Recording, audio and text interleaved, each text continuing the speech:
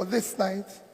But in doing so, when they were reading, they always said I left 75 billion. I always like to correct it whenever people say that. We didn't borrow because I saw when they talked about we didn't borrow from the bank and no bond was issued, nobody clapped because it was bad business for most people here. We didn't borrow because we know it would be difficult for us to pay back. Some states are borrowing because they can pay back. But for me, the reason why we didn't borrow is that we needed to first, I always say, people always say, what is your greatest achievement in Anambra State? I always say to them, bringing civility and order in governance. It is not it's not about infrastructure. It's not about infrastructure. It's not about this or that. The bringing order in governance is more critical. Some of you might not know that the greatest problem we face is not just corruption, but even indiscipline and irresponsibility of office holders. There's nowhere in the world you see somebody who is supposed to be a custodian of the law breaking the law consistently, except in this country. Because he makes sure he jumps the queue if other people are queuing. He makes sure he does everything that is wrong. So for me, doing that was the most critical thing. Let me plead with all of you this night. Whenever people talk about you, all of you are being to good schools. I always have friends like you who tell me about Singapore and this and that. And what I tell them that if you go to Singapore, and that's the only example I'll use, the best people are in government. The best brain is in government. I plead with all of you, as you enjoy and do whatever you do in your good office and everything, please do not leave governance to the least in the society.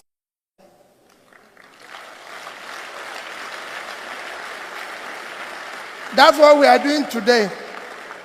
The role models we have in government are the least in the society. And all of us are complaining. There's no way we won't complain. There's no way. People say to me, how were you able to save money? It was very simple. All we did was to shut down the cost of governance. In 8 years, I never had a governor's lodge in Abuja. Why should I have it? I don't live in Abuja. It's not necessary. As a governor's lodge in Lagos, you can go and sit at least for 25 years. I don't live in Lagos. Why should we have governor's office in Lagos? In one year alone, we cut the cost of governor's travel by 80%. Why? When they invite me to Abuja for meeting, I'm the only person invited. Why should I go with 30 other people who nobody invited? And they have no reason to be there. And that's what is happening. You don't need to go too far. No, it's important that you know that. That is what is their problem, the cost. I have to pay for 30 people, nobody invited for the meeting. They constitute a nuisance to the traveling public at the airport. I go to the hotel and pay for them. And you know, because they're idle, they eat more. Because they have nothing they're doing. Why should I pay for them? And that was the cost. And it's important that if you people get involved, because when people say, they say, where did you get the money from? We didn't get the money from anywhere. We had 11, 12 governors' guest house when I started. I shut all of them down. I'm a married man. If I finish work, I go home. There's no reason why I should go to guest house. Because he's the governor. The governor has to live an exemplary life.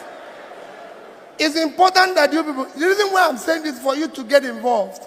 I give you one example that saved us over $500 million. Obasanjo was to visit Anambra State. In my tenure, he has phoned me.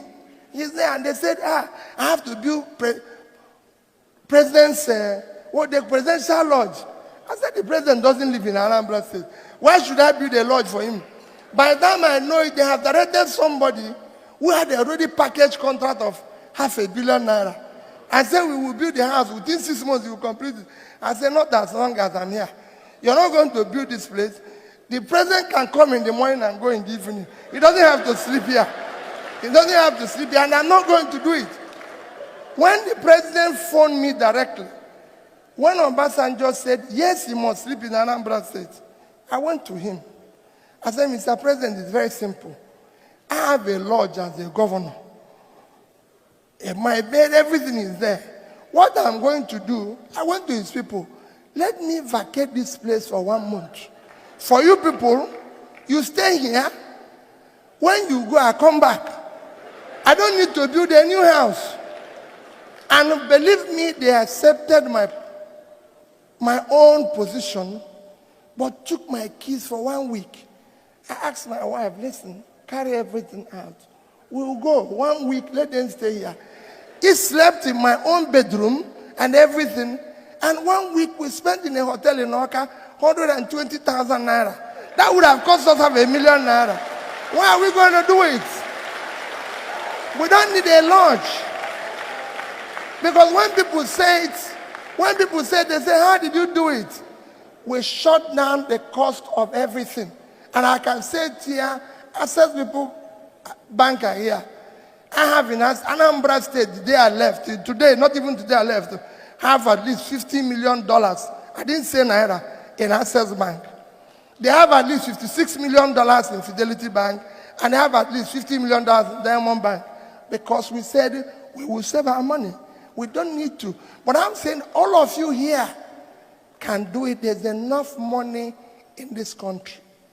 The responsibility, waste is too much. The greed is too high. This is the only country where people like me in office wants to own everything in the world. It is not so. You don't need to. You can serve your people, reduce your greed, and produce maximum. So please, I urge all of you, be part of building this country. You can do it. I've handed over to one of you. And like I told him the day I handed over, I spent my time, I spent my energy, I spent whatever little savings I have to make sure that he is the governor. He started well. Everybody listened to me the day I handed over to him. I have no agreement with him. I have nothing with him. The only thing I have with him is, please build a better future for the children of Anambra State. Give them a better life.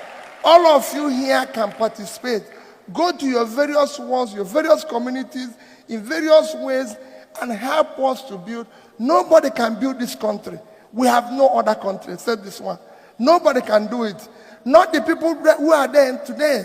I'm happy Ben is there. Let me tell you, the characters of the people that are there cannot change it. They cannot build it. So if you want to stay here and think that, oh, they will change it. No, no, no, no.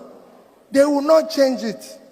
I always tell people that when I went to Anambra State, it was a case of where lunatics were in charge of the asylum. I needed to put them back to the asylum and build a better place for the society. So you can do it and you can change it. So collectively, please, when you go back to your homes this night, look at your children. When you look at your children, you make up your mind. We must stop this abuse of our country. Otherwise, the society we abuse today will take its revenge on our children tomorrow. Let us build a better place for them. Thank you and God bless you.